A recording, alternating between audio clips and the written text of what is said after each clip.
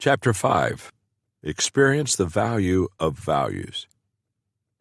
Vision and mission are the head and the heart of people, but values, they're the soul. Shortly after the Enron scandal in the early 2000s, I was having dinner with Larry Kirschbaum, who was then the CEO of the Time Warner Book Group.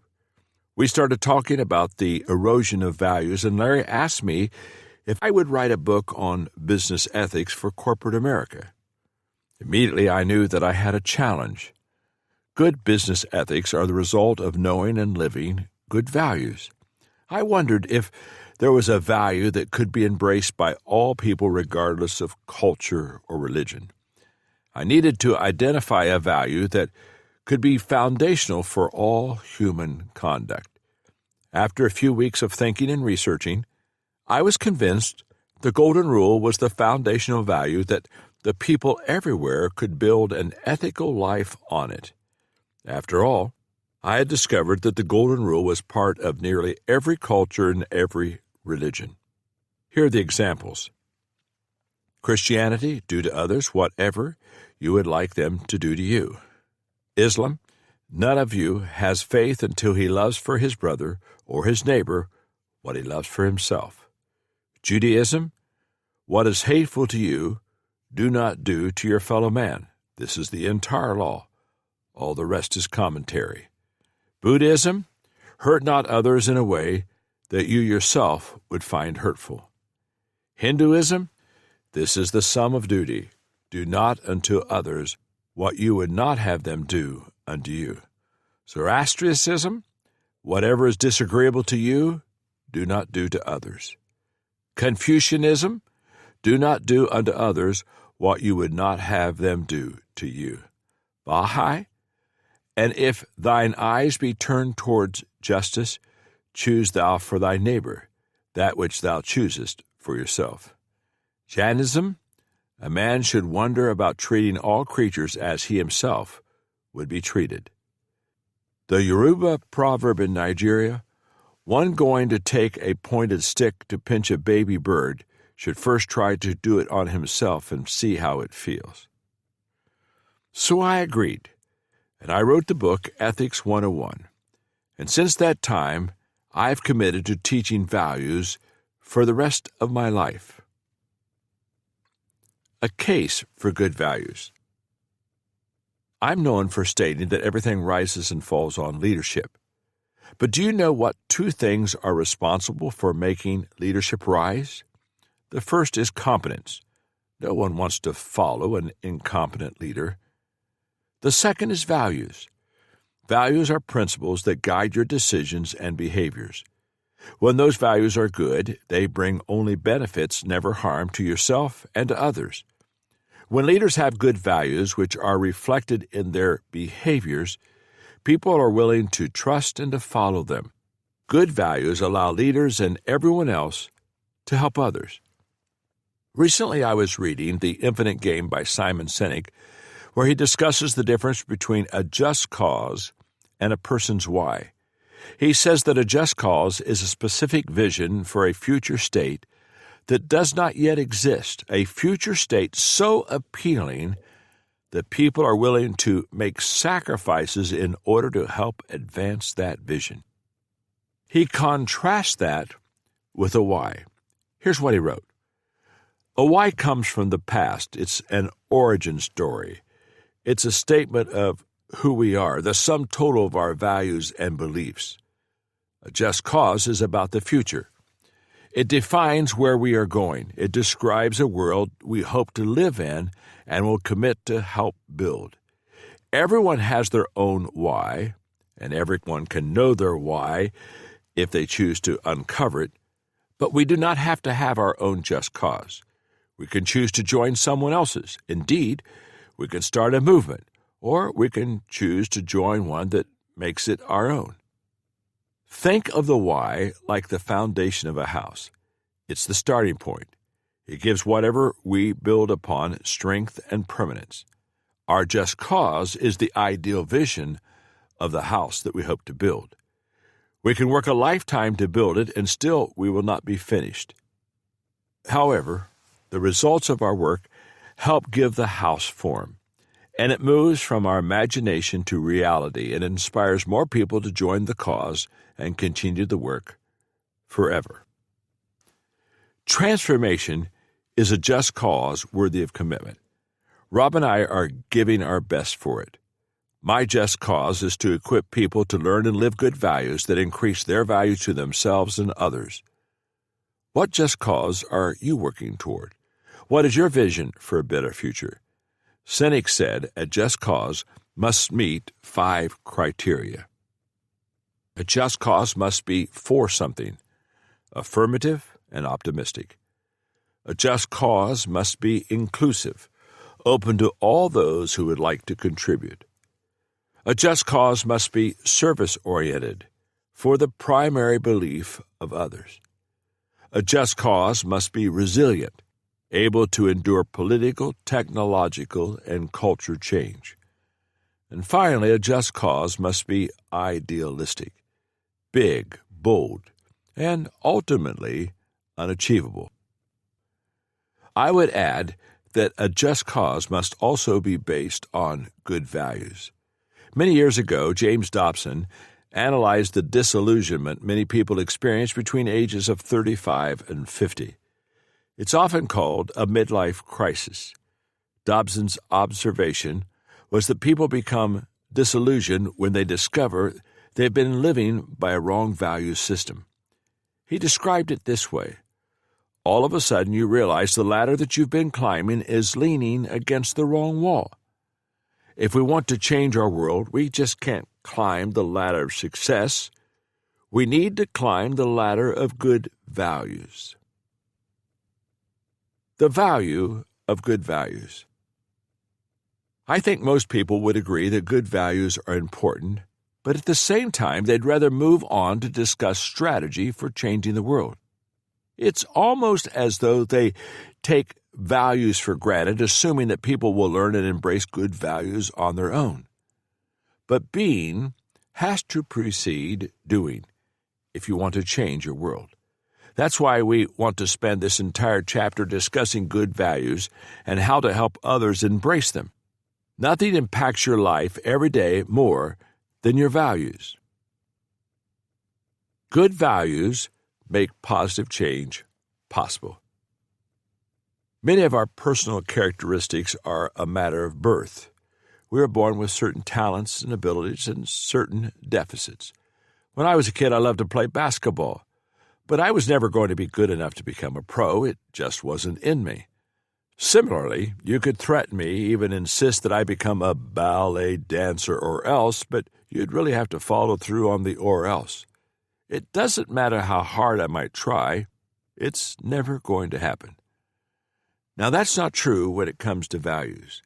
No matter where or when you were born, no matter how much or how little talent or intelligence you possess, no matter the circumstances of your upbringing, you can learn, embrace, and practice good values.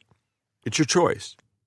When the John Maxwell Leadership Foundation starts a transformation initiative in a country, one of the first things representatives from the foundation do is ask people from the 8 streams of influence in that country. Remember those 8 streams: government, business, art, education, faith, media, sports, healthcare. We ask those 8 streams of influence to choose the values they most want to see taught to their people. To simplify the process, we provide a list for them that they can choose from.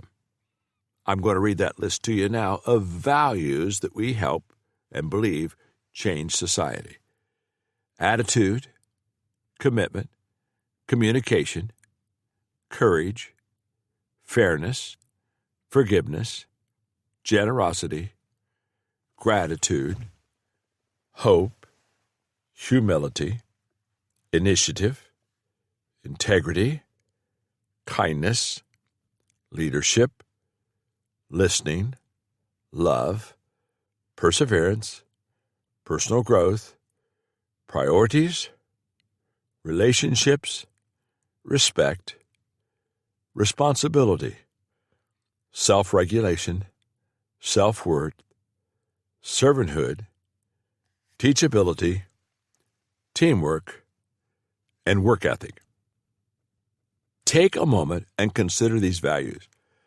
Which of them would you like to apply to your life to improve it? The good news is that all of them are within your reach. Why? Because each value is attainable if you choose to work on it. Regardless of your education, intelligence, gifting, or skills, you can live any or all of these values. You can choose to do it. Choice is the difference maker when it comes to values. Choosing makes change possible. One of the most remarkable stories of choices based on good values comes to us from Mexico. A business owner decided to lead transformation tables with his own employees using the values curriculum that were created by the John Maxwell Leadership Foundation, the ones I just read to you. The day they talked about the value of forgiveness, the owner who was leading this discussion sensed something was different from the previous sessions. That difference became clear when Renee, one of his employees, said, "Forgiveness sounds really good, and I'm willing to apply it to my life, except for one specific area." He went on to explain that his brother had been murdered many years before. He knew who had done it, that his brother had pleaded for his life, and the man had shown him no mercy. Renee had been actively searching for the killer for 10 years. "Once I find him," he said, "I will get my revenge.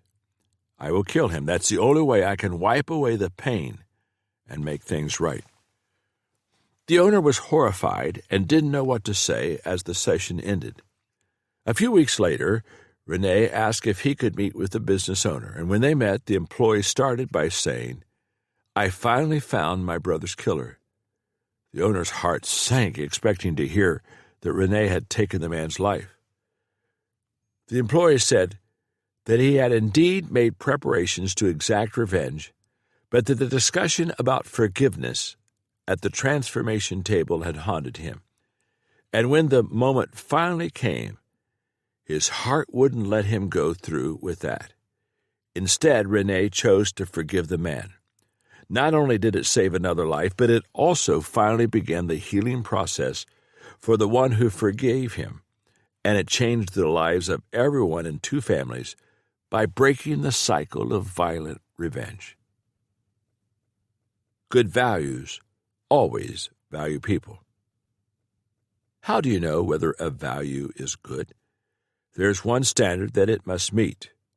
It must value people, all the time, in all situations. No shortcuts, no rationalizations, no exceptions. If the value values people, then it is positive and worth embracing. And if it devalues people in any way, it's not a good value. Good values always align with the golden rule. As Millard Fuller, the founder of Habitat for Humanity, said, "For a community to be whole and healthy, it must be based on people's love and concern for each other. Good values are the foundation of that community. They are inclusive, not excluding anyone. They draw people together despite differences in race, ethnicity, religion, or political views." Unfortunately, many people in our world feel devalued instead of valued by others, and it harms them deeply. It keeps them from enjoying life and reaching their potential. That was the case for Christian Molina, an 18-year-old living in Costa Rica. When he was a boy, he was often bullied, and he changed schools, but that didn't help. Things were just as bad at home. His father and stepmother mistreated him. His treatment was no better with his mother. They constantly told him that he was no good, stupid, useless, and a failure. His father forced him to drop out of school to work when he was 16. He tried to go to school at night to try to better his life, but his father repeatedly told him that he was wasting his time trying to learn. Finally, one day, his father came to the shop where he worked, and in front of all of his co-workers, his father said, "You're not only going to fail your school test, but you're going to end up on the street looking for work that will only just barely keep you alive. Don't ever think about having children because you won't be able to give them a decent life." That prompted Christian to make a decision. He had been learning values, and he remembered that he had learned about having a positive attitude. Having a positive attitude is essential, he said. Not only does it determine your level of satisfaction as a person, it also has an impact on the way others interact with you. Christian moved out of his father's house and instead began living with his aunt. He was determined not to allow others to abuse him. He was inspired by another lesson that he had learned at the transformation table, that you can make your life a great story. He is doing exactly that. And because of the values he learned, he has a better understanding of his own value. Now, he said, I like to help friends with advice and my experiences. There are people who have made better decisions and improved their quality of life thanks to my story. There are few things in life more important than valuing people. In fact, this standard of valuing people is the cornerstone of my organizations. I stress it to my staff. I insist on it with my leaders. When I train new members of the John Maxwell team to become certified as coaches and speakers, I emphasize it. I tell them, we are people of value who value others and add value to them. Everything we do must live up to this standard. Good values must be personal. In his book, Awaken the Leader Within, Bill Perkins describes the differences between practices, principles, and values. A practice is an activity or action that may work in one situation but not necessarily in another. Unlike a practice, a value applies to every situation. Values are also different from principles.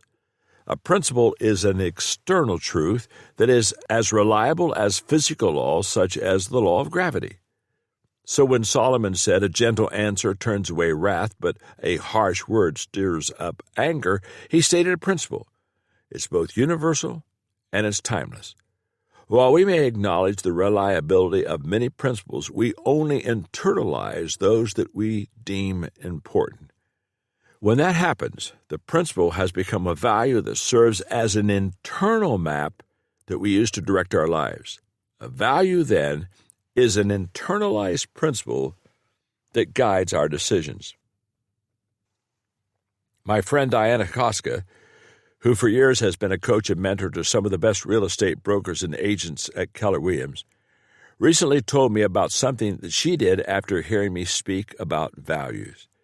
She wanted to do a bit of self-evaluation to determine where she was living up to her values and where she wasn't. I went home and I wrote down my values, wrote the definition that I have for that value, and then went through each, writing where I had demonstrated this value well and evaluating where I had not demonstrated them to its fullest. This entire exercise helped me to focus on what mattered most in my life. She put those values where she could see them every day to remind herself of what she stood for and to reinforce her actions. Taking a stand for others is very important to me, and I will believe in people's potential greatness more than they will believe in their own limitations. I do that by focusing on my values. If you want to change your world, you must internalize good values yourself before you'll be able to change anything outside of you. As Rob said, transform people transform communities. Positive transformation comes from living out what never changes in a time when everything around you seems to be changing. Good values create stability. There's an old saying, an empty bag doesn't stand up straight. Without values, a person is empty and weak. A lot of people hope that jobs, education, technology, and financial advantages will create the strength to hold up the bag of our culture. But you can't depend on those things. For example, if you look at the city of Palo Alto in Silicon Valley, you might expect it to be a paradise. After all, it is the crucible of new technology. It hosts the headquarters of companies like Tesla, Hewlett-Packard, Who's. The city's population is highly educated, unemployment is low, the average salaries are high. Sadly, so is the suicide rate. Teen suicides occur in Palo Alto at 4 times the national average, and they have been known to occur in clusters. Experts continue to search for solutions to the problem. Good values provide structure and meaning. They also help people to live more stable lives. The Organization for Economic Cooperation and Development recognized this. Historically, OECD has focused on poverty reduction and economic development, but it has recently changed its focus to include a new learning framework which includes the teaching of values such as responsibility, self-control, empathy, cooperation, self-efficiency. Why did they make a shift to include values? Because without good values, their work cannot be sustained. Values not only help people to live better, they also help people to stay true to themselves. Life is like a marathon, not a sprint. You have to be able to sustain yourself, to be able to keep going, pushing toward your vision. Now that I'm in my 70s, people ask me, why do you continue to work so hard and to lead and encourage others to live significant lives? My answer is that my values strengthen me and keep my vision going. In his book, First Things First, Stephen R. Covey wrote, "There are no shortcuts, but there is a path. The path is based on principles revered throughout history. If there is one message to glean from this wisdom, it is that a meaningful life is not a matter of speed or efficiency. It's much more a matter of what you do and why you do it and how fast you can get it done. What you do, why you do it, and how you do it are based on your values. If your values are good, your life will be stable." Good values have to become part of a culture for it to be lasting. We like how author Diane Kalan-Suka described the way that values and culture interact. Here's what she observed. Culture is like a forest, and the seeds are your core values. Once they take root as behaviors, they can grow into trees populating your cultural forest. Bad seeds produce unhealthy forest, infertile and plagued by infestations. Good seeds produce a healthy forest and ecosystems that support life. One is sustainable, the other is not. Something that happened in March 2020 in Birmingham, Alabama, is a testament to good values and how they create a positive culture in an organization. In this case, the organization is Church of the Highlands, led by my friend Chris Hodges, who has created a culture of caring that has made Highlands known across the state as a church that gets stuff done. It's especially well known in Birmingham for its Dream Center, which helps thousands of people by providing home repairs, food, delivery, tutoring, job training, and other services.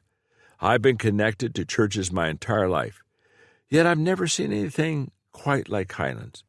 When members of Highlands see a need in the community, they are continually encouraged by Chris and his staff to go do something about it, to provide leadership, to start a program, recruit volunteers. It's incredible. So it was not surprising what happened during the rise of COVID-19 pandemic.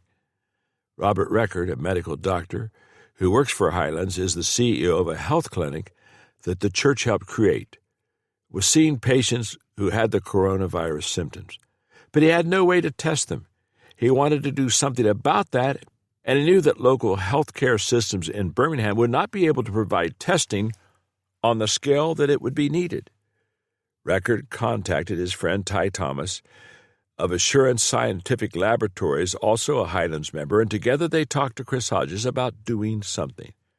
They quickly formed a plan for providing COVID-19 testing, and less than 48 hours later, with the help of 10 workers from the clinic, 3 testing lab workers, 20 staff volunteers, and more than 100 lay volunteers, the operation was up and running in one of the church parking lots.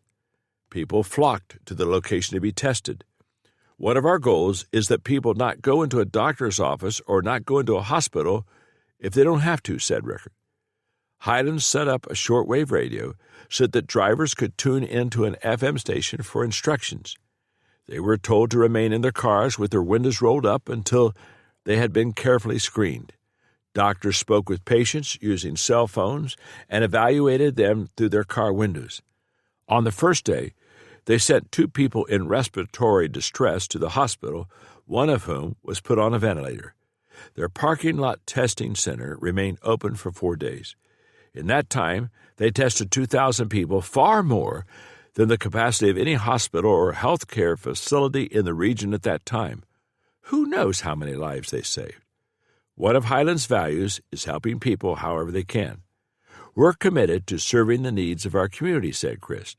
We were blessed to have leaders trained, financial margin, along with facility space and dozens of staff and volunteers willing to serve. Based on social media posts and the many handmade thank you signs pressed against car windshields, the community was grateful. This kind of activity by Highlands is typical. It simply shows their values in actions and illustrates the power of what happens when transformed people work together to make a difference. It shows that good values are universal and that the stability they provide creates a strong foundation that people can use to change their world. Good values establish trust. For many years, Rob had been very successful in developing life-giving programs through One Hope. One of the reasons for that comes from his ability to build positive relationships. He and I were talking about that, and here's what he shared with me. For partnerships to thrive, trust must be the foundation. Movements move at the speed of trust because they are dependent upon the collaboration process. I see the trust in those kinds of positive relationships as being a 3-legged stool relying on the values of generosity, humility, and integrity. To work together, we must have all 3. Generosity, giving up resources for the whole. Humility, giving up your own importance, position, and power. And integrity, truthfulness so that others can depend upon your character. I really believe these are the characteristics that form the bedrock of who we work with, where we work together, and how we get things done. Rob and I are on the same page about the importance of trust. As we talked, he reminded me of something that happened as we were working to expand our transformation program through the John Maxwell Leadership Foundation. Leaders from one country asked us to come and lead transformation tables there, so we went through our vetting process. After our initial visit, we decided not to partner with them. Why? Because they lacked those 3 values. We did not feel that we could establish a trusting partnership with them. I've learned a lot over the years from reading the book of Proverbs because it contains so much practical wisdom. Its pages are filled with insights into values, including the 3 that Rob shared. Generosity is the fuel for transformation. It's the opposite of selfishness. Proverbs says a generous person will prosper. Whoever refreshes others will be refreshed. Humility is the spirit of transformation. It's the opposite of pride. Again, Proverbs says, when pride comes, then comes disgrace. But with humility comes wisdom. And integrity is the strength of transformation. It's the opposite of deceit. Again, Proverbs says, the integrity of the upright guides them, but the unfaithful are destroyed by their duplicity. No matter what you want to do, whether it's raising a family, building a business, changing your world, you need to develop trust. That comes only with good values. Good values are better lived than spoken. A friend shared a copy of a company's values with me and asked me what I thought about them, and here's what those values said. Respect. We treat others as we would like to be treated ourselves. We do not tolerate abusive or disrespectful treatment. Ruthlessness, callousness, and arrogance don't belong here. Integrity. We work with customers and prospects openly, honestly, and sincerely. When we say we will do something, we will do it. When we say we cannot or will not do something, then we won't do it. Communication. We have an obligation to communicate. Here we take time to talk with one another and to listen. We believe that information is meant to move and that information moves people. Excellence. We are satisfied with nothing less than the very best in everything that we do. We will continue to raise the bar for everyone. The great fun here will be for all of us to discover just how good we can really be. I thought, wow, that was clear, succinct, powerful. That sounds like a great company. Who is it? You'll never guess, she answered with a smile. Enron. That was a shocker. Enron's failure in 2001 was catastrophic. At the time, it was the largest corporate bankruptcy and shakeup that had ever occurred in the financial world. Shareholders lost $74 billion. Many of Enron's employees, whose entire retirement funds were invested in Enron stock, were wiped out financially. The organization's corporate officers were convicted of obstruction of justice, conspiracy, securities fraud, bank fraud, wire fraud, insider trading. They spent years in prison. Their actions stood in stark contrast to those published values that I just read. Here is the reality. For leadership to be good and lasting, it must be preceded by good living. Good living comes from good values. If there's a disconnect between what you say is important and what you do, then teaching values is worthless. So is rhetoric. The actions we take are what gives us real credibility. That's why we believe the most important words any leader can say are, "Follow me." When our words are backed up with consistency in our actions, we gain credibility. A 19th century writer, Wallace Wattles, said, "The world needs demonstration more than instruction. There is no substitute for making values our own and living them out every day of our lives." Good values change your world. I want to share a story that represents the opposite of what happened at Enron. It was in Bantrab, a large bank with 157 branches and more than 4,200 employees in Guatemala. In 2014, Juan Pablo de Leon, the human resource director at Bantrab, began interacting with Guatemala Prospera and the John Maxwell Leadership Foundation. He wanted to bring our Transformation Roundtable curriculum to the bank to teach values such as responsibility, dependability, honesty, patience, hard work, listening, and forgiveness. And in 2014, Bantrab began by training 331 leaders to facilitate these values roundtables, which we now call transformation tables. Those leaders then took 2,792 of their employees, whom they call associates, through a process where they learned about good values, discussed them openly, assessed themselves on how well they lived out those values, and articulated how they wanted to grow in each of the values that they were studying and learning. The hope was that the emphasis on positive values would help the employees and improve the bank's performance. But the results far exceeded their wildest expectations. In the first year, Bantrab experienced a 3% growth in their Net Promoter Score, an indicator of customer experience and a predictor of business growth. Soon the company was ranked in the top 3 for return on assets and return on equity in the financial market of Guatemala. Its financial portfolio has grown 20% since the Values Project started, and it has received the Great Place to Work Institute certificate for its 3rd consecutive year, and it's currently ranked 2nd in the category for all of Central America and the Caribbean. The transformation of Bantrab was so impacting that De Leon decided to incorporate Values Roundtable into the onboarding process of the company so that everyone would share common values and a common vocabulary. Now more than 4,400 employees, their families, and associate partners have participated in roundtables, and they've learned these values. And for the last 2 years, Bantrab has organized events for 1,500 business clients where I have had the privilege of speaking at those events and sharing about how values improve company culture, financial innovation, and social impact and inclusion. The CEO of Bantrab, Michael Caputi, was so excited about how good values had changed his company that he wanted to share with other business leaders what had happened. He invited 1,500 of the bank's business clients to an event and commissioned me to speak to them about values. When he introduced me, he told the audience that 3 things had resulted at Bantrab because of the values of the transformation tables.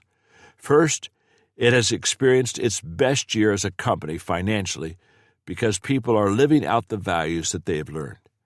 Secondly, the company has developed a leadership culture.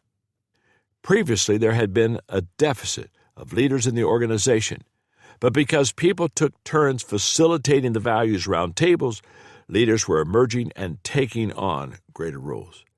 Third, the families of their employees were transforming. Because their employees were sharing their values with their spouses, children, and parents, families were changing right before their eyes. Wow! Good values make you more valuable. If you were looking for a friend, would the person's values be important to you? How about a life partner? What about if you needed to hire someone? Would their values be important? If you were moving into a new neighborhood, would the values of the people living there be important to you? Of course they would be. Can you think of any situation where good values would not be an asset? Good values always add value to us, and they make us more valuable to others. You can work with someone whose skills are weak if their values are good, and you can train someone who is inexperienced as long as they value growth.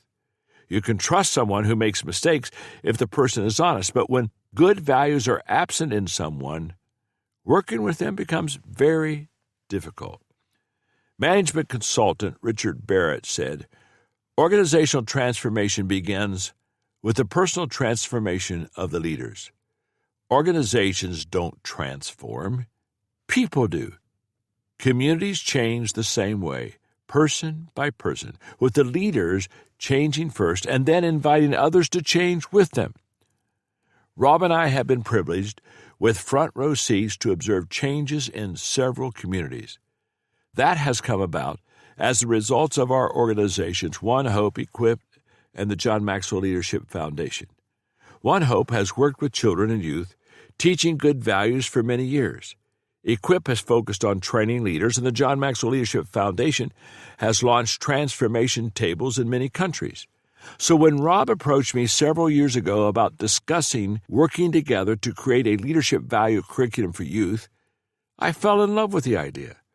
Since everything rises and falls on leadership, I believe if you teach young people to become better leaders, they can add value to others and improve their communities. Our teams worked together and created Lead Today, where teens would learn about influence, vision, integrity, growth, initiative, self-discipline, timing, teamwork, attitude, priorities, relationships, responsibility, communication, and developing leaders. Rob suggested that we pilot Lead Today in Ghana, one of the most influential nations in Eastern Africa. From there, he wanted to expand to other parts of Africa and then beyond. But one of the challenges that we faced was the reluctance of young people to become leaders. As Rob said, when Ghana's teens contemplated leadership, they thought of position, abuse of power, bribery, and corruption. In fact, according to the research One Hope conducted, in much of Africa, students considered the ability to influence the lives of others as being one of the least important values in their future. Additionally, in Ghanaian culture, it was generally believed that young people were expected to take a backseat to older adults when it came to leading others and changing their community. One of the reasons we called the program Lead Today was that we wanted young people to know that it was never too soon for them to use their influence to create positive change. In 2016, the program was tested in 6 sites across Ghana with 173 students from the ages of 12 to 21. By the time the students finished learning the leadership values, One Hope recorded the following results. In 19 of 24 character strengths measured, average scores of students rose significantly. 86% of the participants now consider themselves to be effective leaders, an increase of over 11%. Participants showed a significant 90% knowledge that they had gained from leadership training, and 92% of the participants reported that they had experienced growth as leaders. And lastly, 100% of the participants now considered themselves to be leaders.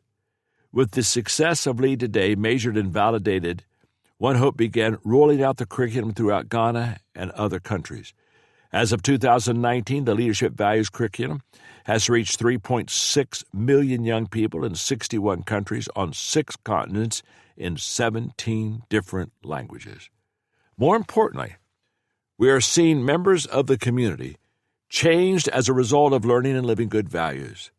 One of my favorite stories Rob has shared is that of Eric, an orphan in Kenya. Eric and his older brothers constituted what's known as the child-led household because they had no parents and they had to struggle on their own to survive. They all worked on a village farm just to have something to eat. Eric attended school, but he was an outcast. He was rejected by other children because of his extreme poverty. But Eric was fortunate to participate in Lead Today program at high school, and he discovered that he could become a leader. Today, Eric is the elected chairman of the local student charity that helps children in need by providing school fees and supplies. Lead Today totally changed my life, said Eric. Before, it seemed my life was full of challenges, and now I am living a life that anyone would like to have. In the future, he wants to become a civil engineer so he can earn the money to launch a school and rehabilitation home for orphans. There is no more important mission than giving others the chance to dream of a better life and equip them to live it. There is no better way to do that than to help them identify, embrace, and live good values. The longer I live, the more I travel the world, and the more I work to add value to people, the more I realize how important it is to help others understand the value of good values. I think I used to take values for granted. I grew up in a home with good values, with ethical, hardworking parents who loved me unconditionally, who taught me the golden rule. But now I never take values for granted. It's why I've dedicated myself to teaching them, and so has Rob. We found that when you live good values, your mind will think things that will help you create positive change. And your eyes will see things that will help you create positive change, and your heart will feel things that will help you create positive change. Your attitude will embrace things that will help you create positive change. Your mouth will say things that will help you create positive change. Your life will attract things that will help you create positive change, and your feet will lead you to do things that will create positive change. If you haven't had the benefit of being raised in a home with good values like Rob and I were, know that we believe that you can and will learn and embrace good values. We found that the best place for that to happen is at a transformation table, which we'll tell you about in the next chapter. As soon as you're living and modeling good values, you'll be able to help others to do the same. That, more than anything else, will bring lasting change that you want to see in your world. You could probably tell while I read you this last chapter how passionate I am about the importance of good values in a person's life. I shared a little bit of the Enron story, but I didn't share it all. So let me back up and just give you a kind of behind the curtains, behind the scenes part of a story that I didn't read to you. When Time Warner asked me to write a book on business ethics because of the Enron situation, I shared with Larry Kirschbaum that was impossible, and I said there's no such thing as business ethics. And he looked at me and he said, "John, what do you mean?" He said, and he pointed out Enron and the lack of ethics in their business. And I said, I understand that, but there's no such thing as business ethics. I said, there's just ethics. You either have them or you don't. Now, if you have those ethics, It works in business. Oh, happy day. Okay. It works in community. It works in family. It just works. And if you don't have those ethics, it's not going to work anywhere. It's not something that you can place in one certain place or category. It's something that has to be who you are every day across the board. And then when he asked me to write the book on ethics, that's when I began to understand the value of values, because I thought, how can you do that in a culture that has no absolutes? And then I came to the conclusion, although a culture may be absent of absolutes, there are certain values that can be embraced, and one of them was the golden rule: treat others as you'd like to be treated. That was a life-changing moment for me, and that's why I'm sharing with you this behind-the-scenes story. When I finished writing Ethics 101 and saw the result that it had in the business community, I began to understand the power of values, that people will be divided out of politics, they'll be divided out of the laws and legalism, they'll be divided out of religious preferences. But if a value is a good value, it crosses over all those lines and speaks to every heart. That was the formation. That was the seed that was planted in my spirit to begin to understand that the greatest way to help people bring change is to talk and teach and help them understand, learn, and live good values. Now, I can tell you, 20 years later, I am more certain than I was when I did the golden rule for the business ethics Enron crowd. I'm more certain, more convinced that teaching values is the way to bring transformation into a culture. After doing this with millions of people, we are seeing without a doubt that people naturally migrate to good values. And once they learn them, once they live them, once they embrace them, they become contagious. And that's how it begins to spread. So I would encourage you, before we get into Chapter 6 on transformation tables, I would encourage you maybe to turn off the book and just look at those values that I kind of gave you a little while ago that we teach, and just kind of ask yourself the simple question, are those values that I can embrace, are those values I can live? Because those are values that will make a positive difference in your life, in the life of your family, in the life of your friends. God bless as you just look at the values and embrace them. Trust me, it will bring positive change into your life.